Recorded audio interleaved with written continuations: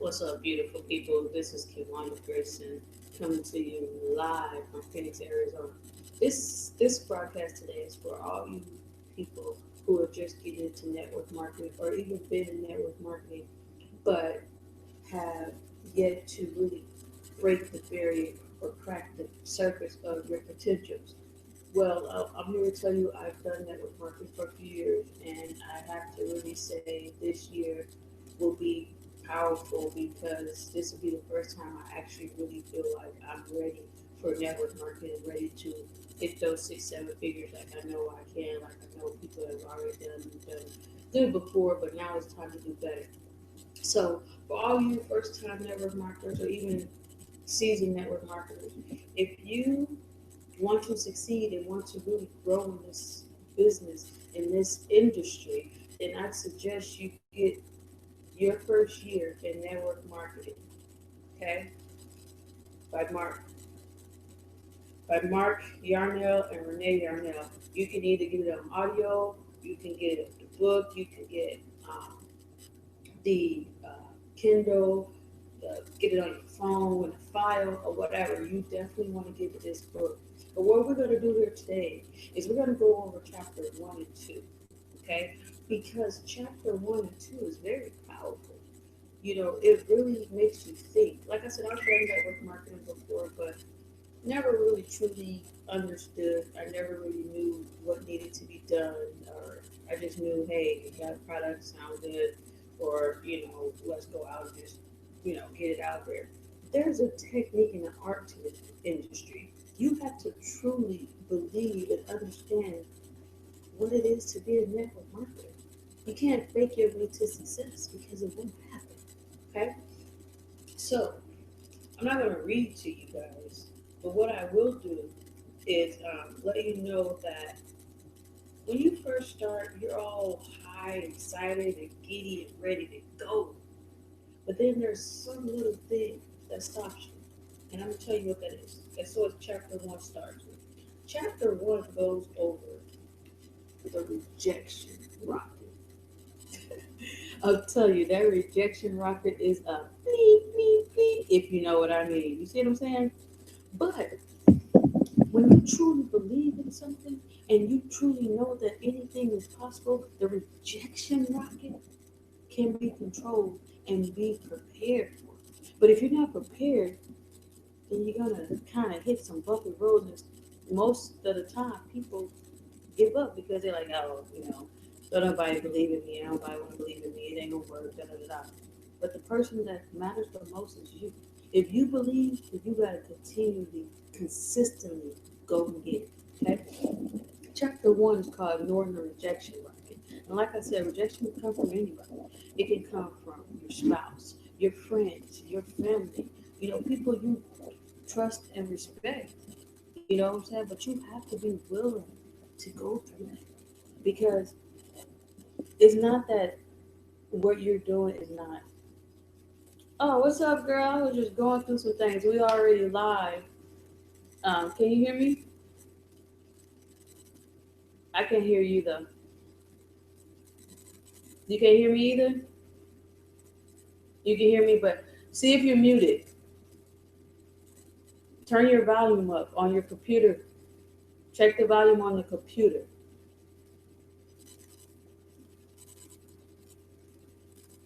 Mm-mm. No. Okay. Well, you might have to write in the chat what you want to say, and then I could just go from there like we did last time. Okay. But at least I can see your shining face. But literally, what I was saying was, we are live right now.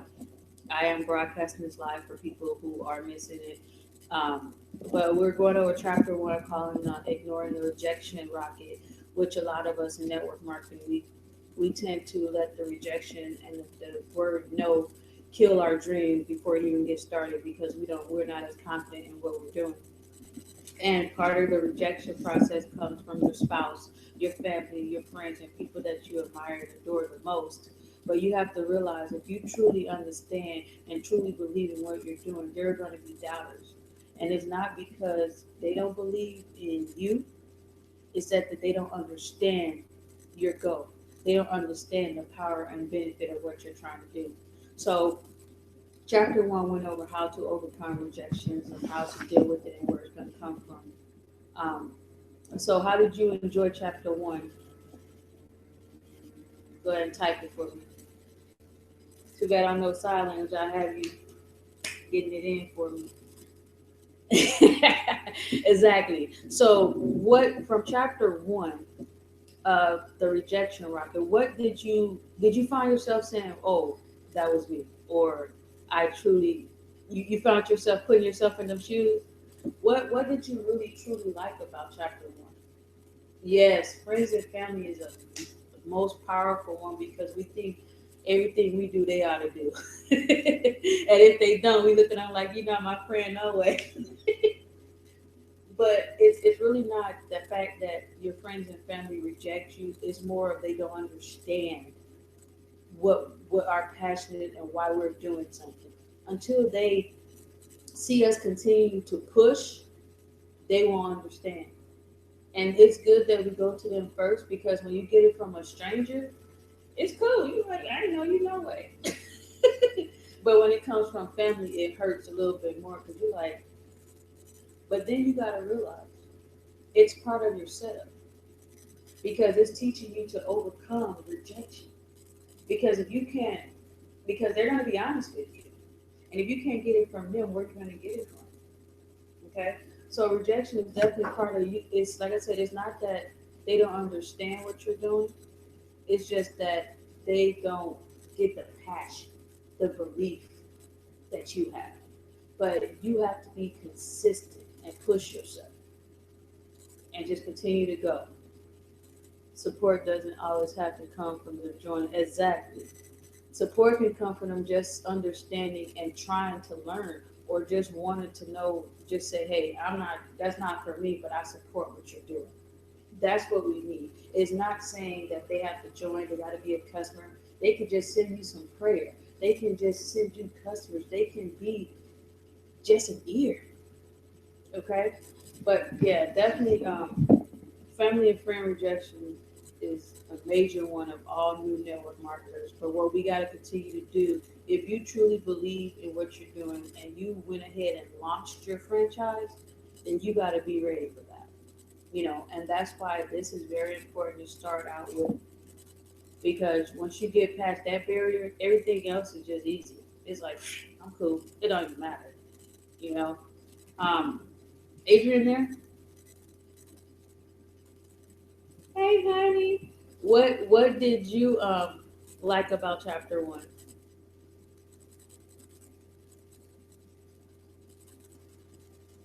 Yes, Adrian definitely supports, even though he is a shy young man. But I tell you, we're gonna get him out of that this year because I remember somebody said, "Let me get this hot young character," and he gonna give you that what he gonna give you the title? Is that what I heard? The title? Yes, yes, yes. It's right here. It's right here. Car type toe. And in order for those visions and goals to happen, we have to overcome objectives. Yes, and the book party. Don't forget the book now. Yes, yes, yes. We definitely have to really get over the initial rejection. When we first start, that's hard because we're already scared, and when they negative and stuff, it doubts our goals. But you have to continue to be strong and go for what you want. Because if Michael Jordan would have gave up when he got cut, we would have never had all these people trying to be like Mike. You know what I'm saying? We would never have a lot of the history that we have now. If Oprah would have gave up, we would have never had the first own network. You know what I'm saying? If Tyler Perry would have fell over and died from everything that went through to him, we would never have a lot of these positive messages that we get from the movies that he put out. And that he went through a lot. He gave his all, and he had rejection. He used all his money. And to put it all in perspective for us, if Stormy would have gave up, when she invited the whole world and only 8 people showed up an hour and something later, none of us would be doing what we're doing right now. None. Okay? So rejection is part of the process. If you're not getting a rejection, you ain't doing something right. The goal for us is to go out and get 25 no's so that when that yes comes, you're like, you just cool with it. You know what I'm saying? You're like, oh, I was kind of expecting that. You know what I'm saying? So definitely want to be able to deal with the rejection part. You know, we definitely don't let our friends and family discourage you. You have to be ready. You have to be positive. You have to go and get it. Because as long as you believe in yourself, that's all that matters. Because not everybody knows or understand the power of network marketing. All they think is it's a scam and you're trying to get my money. But if you think about it, a lot of people have network marketing has created more millionaires than anybody. So it's definitely, this mouse is crazy. It's definitely worth it. Okay. And he's definitely going to succeed because I know that he has it in him. It's just up to us to pull it out. Can you unmute? Can she hear him? Yes, see, you was on mute.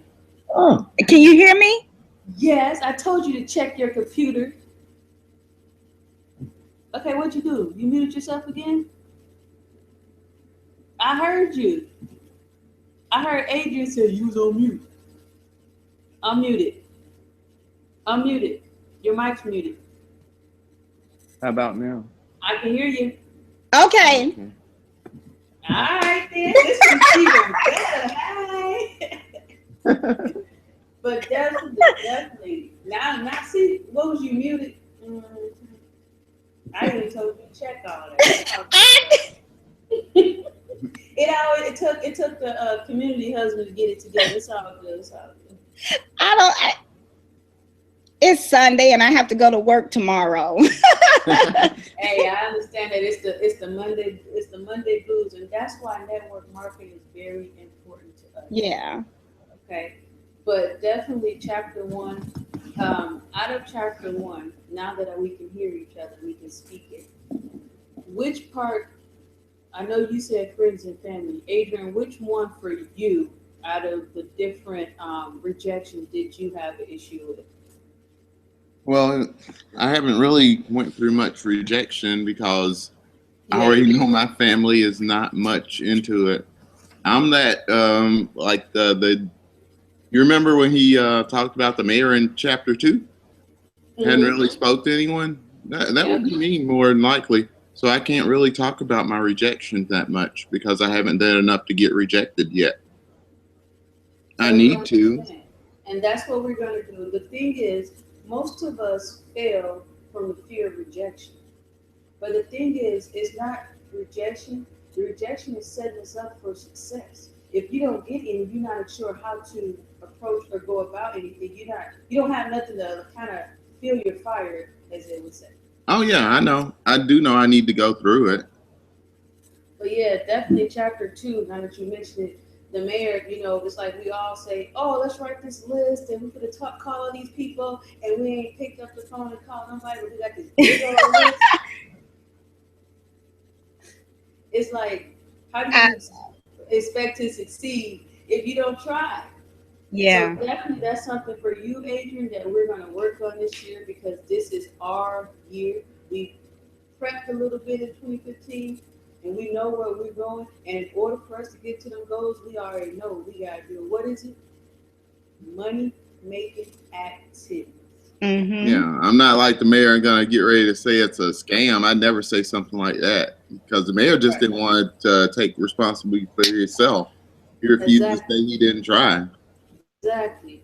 And a lot of times that happens with a lot of people. A lot of people are in the mayor's situation. Mm-hmm. You're thinking, oh, I'm the high and mighty. I don't need to do none of this. But the thing is, this book is old, and yet this stuff is still relevant today. Mm-hmm. Which means they went through everything. So if it hasn't changed then, why we want to get the wheel again? And a lot of the companies that those people were with, I'm a researcher, so I go back and research. So when he threw those names out, I was like, those companies are real, and the people are real, and they had real success. Exactly. thing that I like about chapter 1 and 2 about the rejections and about how we're micromanaging people is that it's teaching Yeah. us that even back then people made the same mistakes Yeah. we make it now. Oh And yeah, when I definitely I like when they were talking about no micromanaging and don't try to babysit people and No babysitting. no babysit, we ain't got no kids, and we do got Mhm. kids. They gotta babysit themselves. I love the part where they said go wide and go wide fast, and then of course when they talked about the a portion where mainly all you say is call me if you need me, basically, Yeah. but don't sit Right. there and babysit them through everything and do everything for them, but Yeah. only call when you need it. Mhm. Yeah. We are the supporters. We're not the Mhm. take us for granted type of people. And Mhm. I think when we first started, I admit I was the type of person that I want. Give me your list and I'll call because you too busy. I'm Mhm. not doing this, and I'm not. I got time to do this. It's like it crippled them because now when they did get someone who finally said yes, they didn't know what to do Mhm. because we set them up for failure by doing everything for them. Mhm. Yeah, I Yeah. did. When he was talking about his dad, he didn't let his dad stand on his own legs and things like that. Yep, and I kind of did that with my mom, but then I started kind of teaching her, and as I started to teach her more, the things that she be doing, I'm like, she learned something. But it's like how we like when you have the kids and you don't want to see them grow up, so you hold on Yeah. to them and you Mhm. try to baby them and you wonder Mhm. why, you know what I'm saying? And that same thing in business, you can't hold on.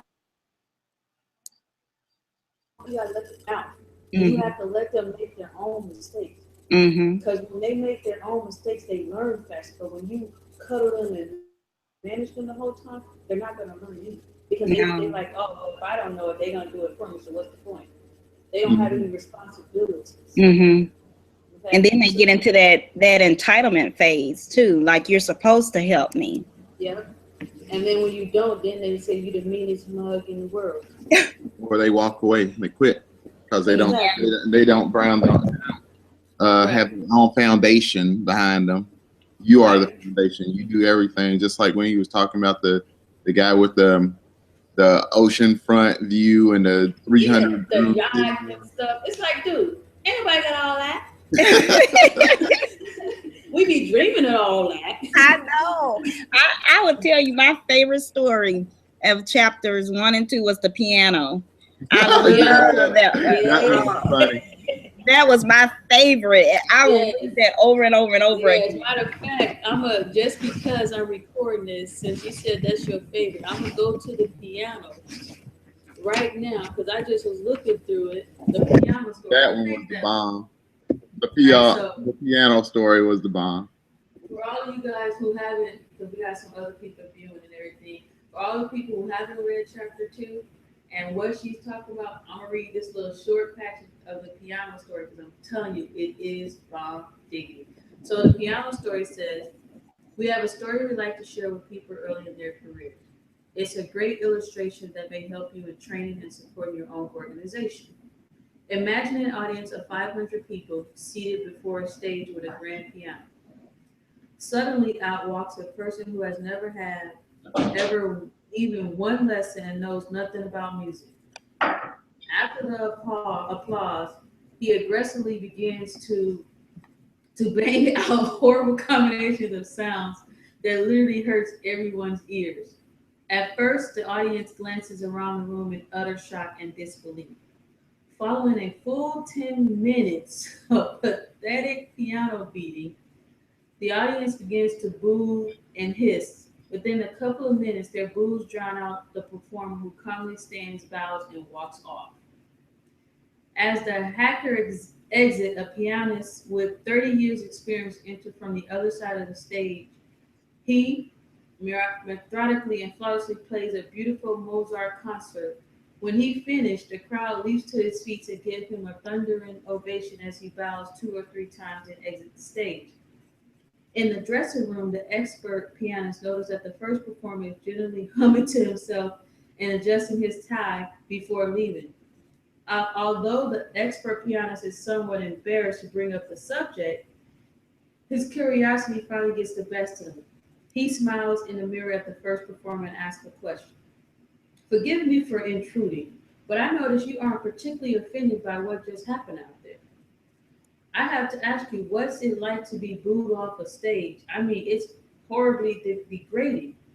The gentleman turns around so that he is facing the pianist and with all seriousness responds, "Oh no, I didn't take it personally. It was the piano."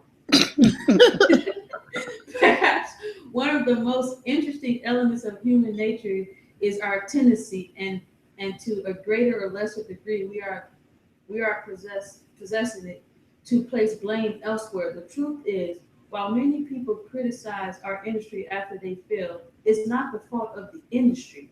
As in the preceding story, a poor musician can legitimately blame the piano for his lack of talent. You may want to remember this story and share it with the new distributors. That right there, I have to admit, he said it was the piano. And a lot of times we do in network marketing want to blame the industry instead of looking in the mirror. Because obviously it's successful. Plenty of people have done it before. The problem is you have to find what you can succeed in. It might not be the avenue for you, so you have to find what works for you. But yes, the piano story is definitely a must because we've all it wasn't me. It was that piano. It was the business. You know what I'm saying? Their product was working. Their comp plan was. The products didn't work. You know, they charged too much. You know, I didn't lose 5 pounds in 5 days. Exactly. You know what I'm saying? It's like, but you never told the truth about. Oh, well, I was drunk 1 cup, or I was eating everything that one tied down to mankind. You have to adjust. So when people come to you and they say, "Oh, I don't want to do that," "Oh, you talking about some tea?" They don't want to drink no tea. Look at the 6 and 7 figure earners we now have in our industry offering some tea. Now think about back to chapter 1. If they would have let the rejection in the beginning of their spouse, of their loved ones. You got what was it, Daryl Drake, where his mom said no. Mm-hmm. You got Nina Moore. Her brother was like, "Ain't nobody doing that." Mm-hmm. And then next thing you know, her brother is now the youngest 20-year-old regional director in our organization. Well, even Pam McCray said no to Stormy at the very beginning. Yes. And look at where she is now. Exactly. So we can't let rejection stop us. We have, if you truly believe in it, you have to continue to. You have to find the people that have the same beliefs. Mm-hmm. That's all it is. Rejection is to get you ready and to fill you up so that when the no comes next time, you're like, "That's cool. It wasn't for you no way." You know what I'm saying? Mm-hmm. So definitely chapter 1 and 2 is very, very powerful. And for the people who have not read chapter 1 and 2 of the network, Refresh Your Network Marketing, get it. Because next week we'll be going over 3 and 4. And I'm telling you, 3 and 4 will make you want to just, Mm-hmm. Okay. So as what we're going to do before we close out is what did you take away from chapter 1 and 2? What I took away from it is preparation is in rejection. That's what I took away from it. You prepare for success by getting rejected, and your passion is not in somebody else's belief. Is your passion and what you believe. Sometimes it takes people a little bit longer to come around, and don't keep trying to pressure people, because then people who could join your business, they'll never join it. If you just have to argue with them about why your business is the right business, just leave them alone and let them come into their own. It'll happen. Exactly. You definitely don't want to be argumentative, because arguing about something you believe in, it's not going to get you anywhere. It's going to cost you a lot of energy. And at some point, if it's a friend or a family member, somebody close like that, it's going to cost you a relationship as well. And we're in the business of business. We don't want to lose personal relations based on businesses, because you don't want to turn a good customer to a bad business person. Yeah. So that's a great thing to learn from this, because you definitely want want to, like you said, just, hey, if they say no, it's not that they saying no to what you're doing. It's not for them right now. They're not sure how to accept it right now. So let them continue to watch and continue to grow. But what you need to do is continue to be consistent. Adrian? The things I've observed or read about is basically about how you can't just sit on the sideline and not speak to anyone, because of course nothing gets done. But at the same time, you can't jump in too quick and try to tell somebody about a company. Then you can't explain to what their the compensation plan, or you can't explain your product that you're trying to get out there, because what was I trying to go with that?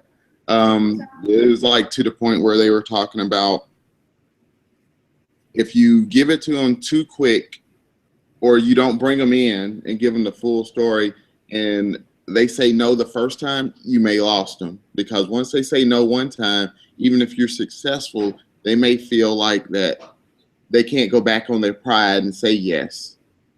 So you got to bring them in the right way.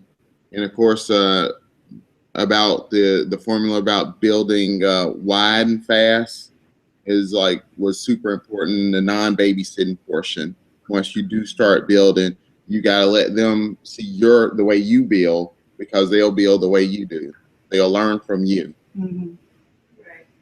Definitely, as we go on with the book, it'll actually start talking about duplication. And when you start reading the next chapter, you will read a story that will definitely understand about how if you want to duplicate your business, you have to do stuff that's duplicatable. Okay. So the thing with us and what we're going to do differently this year than what we did last year is that we're gonna do things with actions. We're gonna let it speak. And when we're growing, what we're doing, we know is duplicatable. So when people start to gravitate and see what we're doing, then we know it's going to be easy to duplicate us, because we're doing the things the right way. We're not going to be doing no stuff like micromanaging. We're not going to be worried about rejection, because we already built ourselves up for that. We're already ready. You know, each situation is going to bring different rejection to us, but the thing is, we're going to know how to accept it and not take it personally. But I think a lot of people take stuff personal, and once you take yourself out of the rejection, you'll be more successful. Definitely love the fact that you guys read it. Lakeisha said she couldn't get in, not sure what's going on, but that's why I decided to record it. But we'll definitely be doing this every Sunday at 8 p.m., which will be 10 Eastern, 9 Central.